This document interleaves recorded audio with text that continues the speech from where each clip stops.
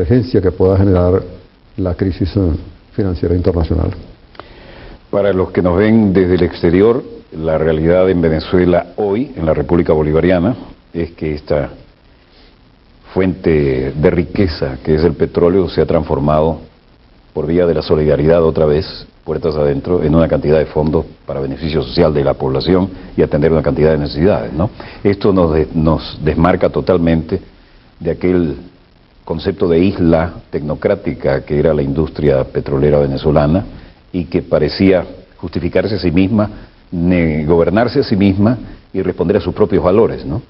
La característica fundamental de la industria petrolera antes de la nacionalización y aún después de la nacionalización fue la de un enclave de espaldas al país. En tanto que la actividad petrolera estaba fundamentalmente en manos de las empresas extranjeras, pues la función de una empresa extranjera era extraer petróleo, maximizar ganancias y obtener la máxima ganancia posible, lo cual planteó constantes conflictos aún con aquel Estado, por la tendencia a minimizar la contribución por concepto de tributos, de impuestos, y por supuesto también por concepto de regalía.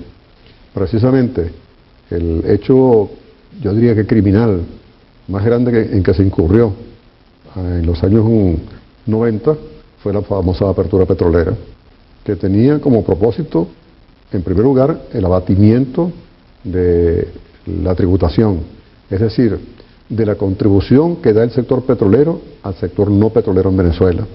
Tomemos en cuenta que el sector no petrolero es la población venezolana.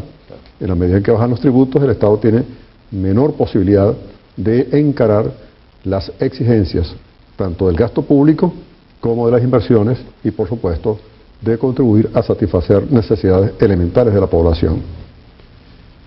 El objetivo final era la privatización. No era nada casual, ni era un capricho que en un momento determinado el propio presidente de PDVSA, el señor Luis Justi, planteara privatizar o vender un 10 o un 15% de las acciones de PDVSA que servirían como pretexto para pagar la deuda de aquel entonces. Si se modificaba el decreto de creación de PDVSA, que establecía el control accionario del Estado sobre la empresa, pues hubiese sido el primer paso para abrir una brecha y con cualquier pretexto continuar vendiendo acciones de PDVSA hasta establecer el control en manos de... Y perder toda soberanía de nuestra parte, ¿no? Pero no solo eso, ¿no? Es que además los contratos que se firmaron hasta iban a conducir a que fuera innecesario privatizar a PDVSA, porque el grueso de la producción tendía a estar en manos de las grandes corporaciones extranjeras, pagando menor cantidad de impuestos, menores regalías. En el caso, por ejemplo, de la faja petrolífera del Orinoco, las regalías en los contratos originales que se llevaron al Congreso era cero. Por la protesta que desarrollamos allí, muy patrióticamente elevaron la regalía al 1%, cuando lo que establecía la ley vigente para entonces, la ley de hidrocarburos de 1943, en su artículo 41, era un mínimo, así lo decía la exposición de motivos, del 16 2/3%, vale decir un sexto, vale decir por cada 6 barriles que extraen las empresas debían entregar un barril, un barril al Estado. Decían que si se incrementaba la contribución por concepto de regalías, ningún inversionista vendría a Venezuela. Bueno, después que llegó el presidente Hugo Chávez a la presidencia, se corrigieron todas las aberraciones legales, económicas, de todo tipo en que se incurrió con la apertura petrolera, y hoy tenemos una regalía del 33%, un impuesto sobre la renta del 50% y una fila de empresas extranjeras dispuestas a invertir en Venezuela. Aquí hay presencia ya de multiplicidad de empresas provenientes de una gran diversidad de países que están entusiasmadas con la participación en Venezuela.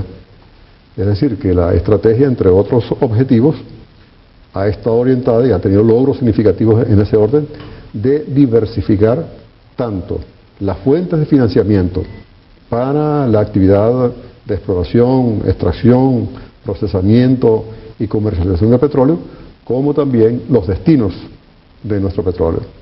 Es decir, estamos multiplicando los mercados a fin de no continuar dependiendo, como ha ocurrido con la fuerte dependencia del mercado norteamericano.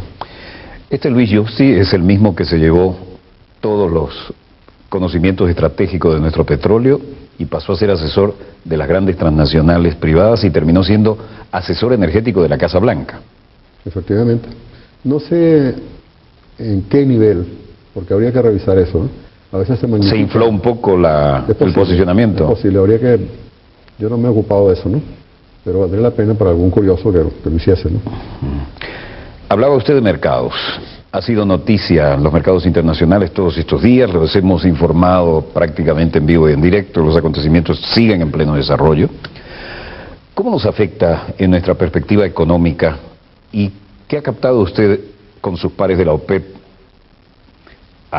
Los intercambios en cualquier oportunidad son intensísimos y siempre son privados, no vamos a pedirle que rompa ese pacto de caballeros que tienen, pero ¿cómo nos afecta Venezuela como país esencialmente petrolero, por más que estemos diversificando, esta situación de los mercados internacionales, los cierres? Hoy, por ejemplo, analizábamos el cierre del NYMEX, la eventual, casi diría segura, recesión en Estados Unidos, el tema, cómo está manejando esta crisis Europa, que también tiene un gran componente de avisoramiento del tema energético, porque al menos no se olvidaron del compromiso ecológico, ¿no? Dentro de este torrente de información, ¿qué podemos extraer directamente para el interesado venezolano que está inmerso en esta situación, que por ahora parece relativamente lejana? El negocio petrolero está inserto en la situación económica mundial. No olvidemos el rol que cumple la energía hoy en el desarrollo en todos los órdenes, no solamente económicos, sino también sociales del mundo. Y por supuesto que tiene una vinculación muy estrecha con aquellos países que tienen el mayor consumo energético del mundo.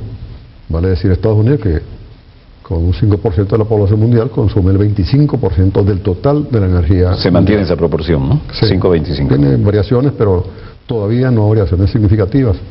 En el caso de China, por ejemplo, la India está creciendo significativamente el consumo de energía y por supuesto el petróleo como principal fuente. Sin embargo, todavía el principal mercado sigue siendo los Estados Unidos de Norteamérica. En la medida en que se desatan crisis como las que estamos presenciando, ya han ocurrido en el pasado, pero pareciera que esta tiene signos un tanto diferentes a otras crisis, a pesar de que creo que se repite inexorablemente el fenómeno de las crisis cíclicas del capitalismo, sobre todo una vez que se dejó de lado la tesis de John Maynard Keynes de aplicar políticas anticíclicas, como las que recomendó en los años 30. Bueno, la crisis estamos en un escenario como el de los 30. Sí, al desaparecer los mecanismos anticíclicos, entonces las crisis tienen mayor profundidad. Volviendo al punto, ¿qué es lo que está ocurriendo hoy en los mercados?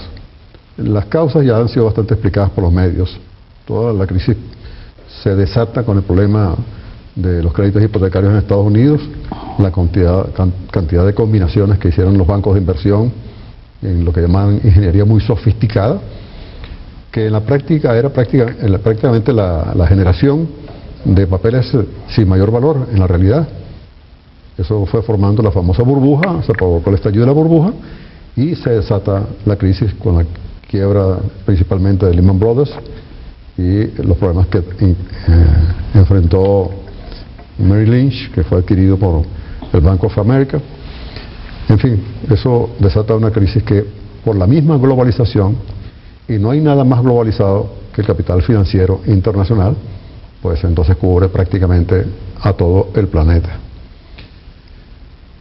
Este problema genera un serio problema de liquidez en los bancos, porque además, por la gran desconfianza que se desata de qué va a ocurrir con uno u otro banco, los préstamos interbancarios prácticamente se paralizan. Y al ocurrir este fenómeno, donde todo el mundo quiere retener liquidez, se contrae el crédito, es decir, el dinero que presta el banco al consumidor o al productor para sus actividades correspondientes.